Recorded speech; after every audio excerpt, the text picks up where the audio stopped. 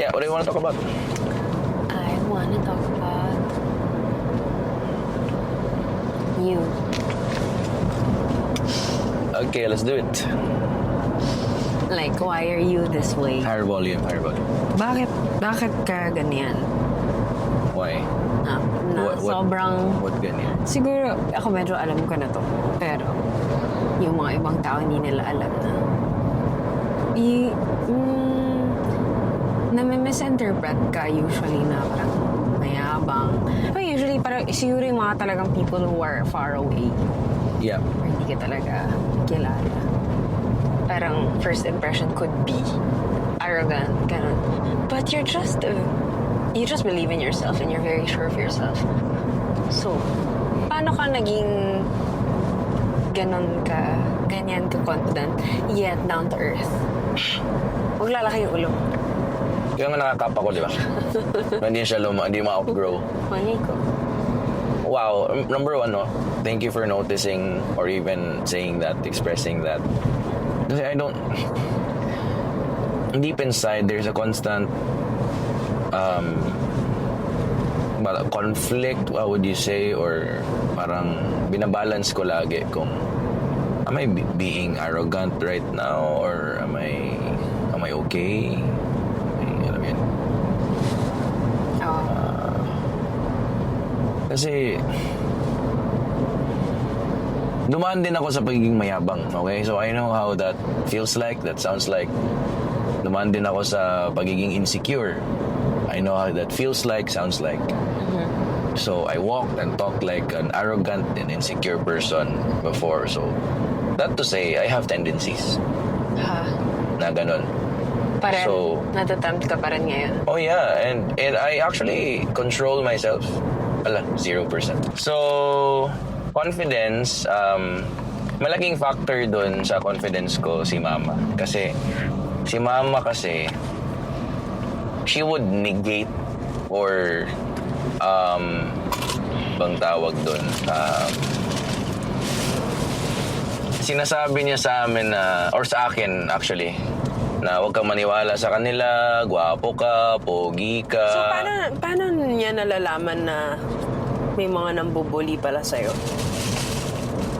Same lang kami ng bahay eh. Mga kapatid ko eh. So, nawi-witness niya? Oo. Naman. So, will it be... I mean, brothers and sisters teasing each other, ganun. Oo. And of course, we were younger, so we didn't know any better. So, hindi pa ako makabawi ba? But, you know, by the way ha, na okay lang kami ng mga kapatid ko. Wala akong resentment sa kanila. I've forgiven them. Pero binubuli pa rin siya hanggang Oh, pero actually, teasing na naman yan for fun's sake. Hindi naman yan na parang dinadown talaga nila ako na parang I'm good for nothing. No. We actually root for each other now. We're more mature. But, ano yun sa mama ko, she would tell me na, encourage me actually. Kaya, ganito, ganyan. So, she sowed courage into my heart ba and said na, may sinasabi silang ganyan. Medyo dark yung skin color mo. Skin color mo. Pero hindi ka pangit.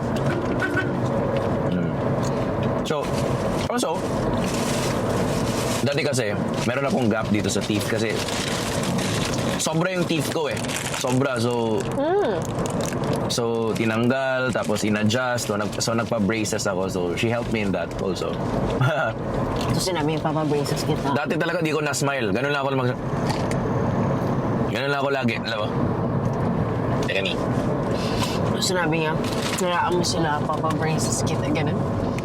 Hindi naman. Hindi siya parang revenge sa other people. Pero parang, it was her saying na, okay, papabraces tayo sa'yo kasi para maayos yung iba. Hindi siya demeaning, hindi niya ako dinadown. She was just really encouraging sa akin. Even yung talent. Marunong ka kumanta, marunong kang tumugtog, musician ka, magaling ka, may talent ka. dati nahilig ako sa sayaw. Binilhan niya ako ng mga Michael Jackson na DVD. Alam mo yung mga ganun? Aww. So, I would binge Michael Jackson, I would dance, na-perform ako sa school, they were there. Sabi mo sa akin na supportive sila mommy, daddy, ganun sila sa akin. So, they would support me and all that. So, ganon. That's the reason why confident ako. But really, yung pinaka-breakthrough ko talaga Oo nga, yun yung is when naging teenager na ako. And it was when I realized who I really am in Christ. Doon Wow. talaga yung pinaka-breakthrough. Wow. Kasi dati, I was so conscious with how I look. You Paano know, yun? Parang yeah. isang beses lang. Hindi. Tapos parang Hindi, process siya. iba ka na forever. Hindi. Process siya. It took me years still. Pero kasi dati, sobrang conscious ko kasi na basta I was in my head a lot. Alam mo yun, parang the world was about me, about how other people think about me, about how parang ganun ba. And then when I really understood who I am in Jesus, yun na yung breakthrough ko. Kasi na-realize ko na, mahal pala ako ni Lord. Oh. Kahit anong itsura ko. Importante pala ako kay Lord. Kahit wala akong talent. Yun, importante yun. Kasi I would use my talent before as a way to, give myself value, make myself feel better about myself. Alam mo yun? Na parang, Doon ka bumabawi. doon ako bumabawi sa talent. At least talented ako. Ganun. May attitude pa ako Okay, dati. sa math. At least matalino ako. Ikaw, wala ka. So, may time doon before, balik tayo doon na parang you felt like napaperform ka. Syempre. Always. So, every time na disappoint ka, Always love. Actually. So, always yun na may ganun. Na may pressure na perform, ganun. Kasi again, ito pa, I was outcasted a lot. at home and in school. People don't want to be friends with me and all that. Because I was a weird kid also. So, masyado ako hyperactive, ganun. No, you were I never. talk too much. So, never kang parang nag-back down, never ka nagmukmok. Hindi. Always, manda kayo. Oo, Always kasi like kung that. magmukmuk ako, boring din naman. Extrovert ako so I want people. Gusto ko ng laro. So, I would find playmates until they realize na wala pala to si Kyle eh. So, may mga ganun. So, ganun lang. Ang galing mo lang. How you handled that flight. Yeah. Ang galing mo. Hindi lahat, sobrang unique ng ganyang story. Hindi lahat ganyan yung magiging Kasi ang default kasi Outcome. nagpo-fold talaga, no? Yun talaga yun. yung ikaw parang, wow, you surpassed Yeah. everything. Thank you, Lord. So, balik ako dun sa breakthrough ko about kay Lord. What God says about me. Yun na talaga. When I realized na mahal ako ni Lord, kahit anong itsura ko, kahit na wala akong talent, mahal pa rin niya ako, importante ako para sa Kanya. Doon na, lalo na akong walang pakialam. Wala na talaga akong pakialam kung anong sinasabi ng mga tao. Kasi mahal ako ni Lord eh. I mean, hindi naman ako bastos. Iba yon, iba yung walang bad attitude, iba yun. So, walay batasan in Bisaya, no? Iba yun, hindi ako ganun. Iba din yung wala kang pakialam kung anong sabihin ng ibang tao kasi mahal ka ni Lord. So, kung nagsaserve ako sa church, tumutugtog ako sa taas, sa stage, hindi ko feel na papasikat ako. Kasi para naman to kay Lord, di mo to para sa inyo. I would be, as a young child, teenager, 15 years old, naglilid na ako ng ministry sa church. 15 years old, naglilid ako ng ministry sa church ng worship team. Ako yung nag-leader niyan. Kasi inassign ako ng pastor ko. At in my age na ganun, parang inisip ko, sabi ko, sino ba ako na mag-lead ako ng ganito? Ano naisip ng pastor ko? Bored ba siya sa buhay niya? Hindi naman kami na maliit na church na parang 50 people lang, wala na siyang choice. We were 300, 400 people sa church. Pero ako yung pinag-lead niya, parang hindi ko naintindihan. So I had a tendency to na magyabang na naman. Parang, magaling kasi ako eh. Yeah. Pero at that moment, I felt privileged and responsible rather than kanang tawag dito, dapat lang. Dapat lang kasi ako yung pinakamagaling dito eh. Hindi ganun eh. So, yun yung na-feel ko. Hindi ako naging parang entitled. Ako kasi pinakamagaling dito eh. Although, modesty aside, I really was deep na in music when I was 15 years old. I already played for concerts, mga ganun ba. So, I played gigs, Battle of the Bands, and we actually won. Mga ganun na mga things. Yeah. So meron ako, and I've played for church for a very, very long time. Like at very young age, people would ask me questions about music. Older. So, yeah, older people. 30s, 40s na mga people. Yeah, modesty aside yun. Hindi yun pagmamayabang. Well, thank God for the gift, right? Kaya nga naging mayabang ako eh. Dati. Kasi ganun yung background ko. Background. So, yeah. So, anong ginagawa mo, Love, pag may mga times na natatempt ka na maging mayabang or na, ang tawag din sa Tagalog, na natatouch yung ego mo? Doon tayo sa natatouch ang ego. Especially pag may... pet peeve ko yung mayabang actually. So, ayaw ng mayabang sa mayak. Yun yung rule. Ayaw ng mayabang na mas nasasapawan siya, mas may mayabang pa sa kanya, ganun. Pero sa akin ngayon, yun yung pinaka-pet peeve ko, yung mayabang. Ayoko talaga sa mayabang kasi ganun ako dati. Grabe talaga. So, ang battle ko niyan is, I would mock yung mga mayayabang. I would mock. Kasi hindi siya mock na parang wala ka naman eh ganito. Hindi ko sila inaaway ng ganun. I would actually exaggerate yung kayabangan nila para marinig nila yung sarili nila. And understand na hey, you're not all that.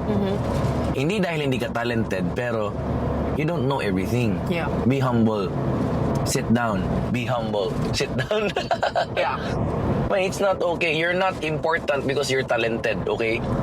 You're not this. You're not to be esteemed because of what you know, because what you can do. Hey, your value is found in Christ. Ako, ganun ako na pagkatao. So, Wow. And that's also a cheat code actually, Love, kung bakit Sana ko. I'm confident talking with other people. Okay, pupunta tayo ng transition tayo. Kasi you would always ask me, Love, bakit you don't fold when you talk with people? Kahit sino kaya niya kausapin appropriately. Yeah. Oh, here's the thing. That is a very important mindset kasi the knowing ba na you are not more important to me because of your position. You are not more valuable than me because of what you know, because of what you have, money in the bank. Okay. In the eyes of God, we are all the same. You have gifts and abilities, but you also have weaknesses just as I do. So, yung value and worth when you start to separate value and worth to your possessions, then you would treat people the same way. Kasi yung tendency natin kasi, pag basta mayaman siya, irespeto natin kasi mayaman. Pero pag walang pera yung tao, pwede lang bastusin, pwede pagalitan, pwede lang sigaw-sigawan, pwede lang Pero pag mayaman, untouchable, hindi pwede yun. Hindi pwede sa akin yun. Kasi, respect man is given man na. You respect everyone. You respect everyone. Ganun yung... Would you say, babe, na that comes natural to you or parang conscious effort siya? Conscious parang effort gano'n ka talaga pinalaki na? Conscious effort siya because I'm human eh. The default talaga na response natin as humans is minamaliit talaga natin yung mga tao na feeling natin mas mataas tayo. Pag feeling mo mas maganda ka sa tao na to, ay. Pag feeling mo mas matalino ka sa kanya, ay. Pag feeling mo mas marami kang pera sa kanya, ganun. Ganun tayo eh. So, we're humans. And that's how, fallen we are and twisted we are. So, it's a conscious effort. It's a conscious effort. Yeah. So, ganun. I would talk to presidents, CEOs, and ano tawag ito? Simple people the same way. Why? Yeah. Because they're people. Respectfully. Yeah, I like how Ecclesiastes says this scripture ba na same lang naman din ang gumawa na yun. Sa atin lahat. Mayaman ka, hindi ka masyadong mayaman, si Lord din ang gumawa sa inyo. We breathe the same air. Yeah? That's it. I know if that's Ecclesiastes or Psalms or... Yeah. Wala kang karapatan magmayabang. Ganun. So, pet peeve ko talaga yung mayabang. Pag nagyayabang patay. Kala mo kung sino. Oo, kala mo kung sino. Yeah. In fact, there was a funny story sa college ko na days. I was 18 years old during this time. So this was 10 years ago. So may isang banda na known to sila na talaga, alam mo yun, maangas. Sa school? Sa school. So my goal was, pag sumali tayo sa Battle of the Bands to sumali kami. Nasali kami sa Battle of the Bands na to, pero isa lang yung goal ko, tatalunin natin to sila. Number one, ang pinaka number one goal ko yun is to earn the money kasi ang cash prize kasi noon is 5,000 pesos. 5,000. So apat lang kami, so tag 1,250 kami. Malaking pera na yun 10 years ago. Kasi 50 pesos na yung Jollibee. Anyways. So tapos yung goal, another goal ko dun is matalo tong banda na to kasi maangas kasi. Matalo whether kayo yung makakatalo or... champion talaga namin to Battle of the Bands na to kasi gusto namin silang, ako personally gusto ko silang talunin. Pero magaling sila. Kasi maangas, magaling sila. So rightfully. Oo, stage presence, band dynamics, marunong deserve kumanta. yung yabang. May ganun may sinabi, di ba? May sinabi. Pero kahit na mayabang pa rin, ayaw ko talaga sa ganun. So ano mo ginagawa ko? I was already, serving sa church, Christian and all of that. Pero I was so petty. I did everything na alam kong gawin. Nag-shake na siya. 6 minutes, wait. Yeah. Go. It's bumpy. Is that bumpy? Yeah. Oh. Yun na lang. Okay, malapit na tayo sa asphalt. So ayun, may sinabi naman talaga sila, magaling talaga sila. Pero, mayabang So, kahit na kasi talented ka, wala ka pa rin karapatan magyabang. So I did everything in my power to win that event. Everything. I practiced a lot, I performed. Pagdating sa stage, tumayo ako dun sa drums ko. Hindi sa mismong drums, okay, but sa seat ba na parang I was hyping up the crowd, everything in my power, stage presence, everything. I had fun. Kasi ayaw ko sa mayabang. So ayun, na-champion kami, tinalo namin. So ang ending, ikaw yung naging mayabang. Ako yung naging mayabang. Na hindi ako naging mayabang. Hindi ako nagyabang sa kanila kung ano kayo. Pero parang nakagigil ba? Tapos me in my competitive nature, na parang laro lang tayo. Kasi kung magmayabang ka ngayon, tatalunin talaga kita. Ayun, so tinalo namin sila. So, ganun yung nangyari. I was 18 years old. I was petty like that. Pero wala So, anyways. The camera's pretty hot, so we're gonna transfer. But yun, it's really the grace of God na ganito. Thank you for saying na humble ako and all that. I still don't think I am, but I'm trying. It's not second. You're doing a good job. Yeah, hindi siya second nature sa akin. I really am, by the help of God and the Holy Spirit. Sabi ko, Lord, tulungan mo ako. Yeah. Hindi ako magmamayabang kasi kung ako lang patay, I'm gonna destroy everyone. Yeah. And God resists the proud. God resists. Ayun, takot ako kay Lord. Yun, isa din yun. His word says, God gives grace to the humble, but He resists the proud. Alam mo yung resist? That's actually, He pushes away. Alam mo yun ganun? Yeah. With force to the opposite direction. Ayoko yun, takot ako sa ganun. grace na lang, Ali Lord, na napangasawa ko si Aya. Napangasawa kita eh. Tapos i-resist pa niya ako. So ganun. Yeah. Be humble.